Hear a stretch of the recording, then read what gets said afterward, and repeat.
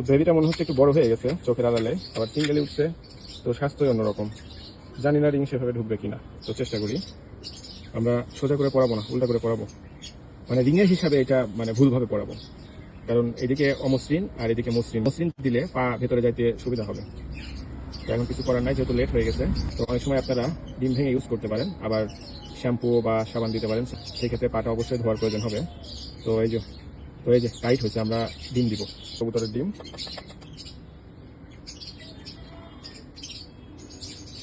আমরা ডিমের সাদা অংশ নিব। আচ্ছা, খোসাটা শক্ত ছিল তো বেশি করে কেটে গেছে, সমস্যা নেই।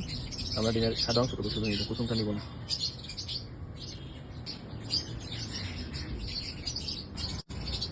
এই ক্ষেত্রে আরেকজন ধরলে খুব সুবিধা হয়।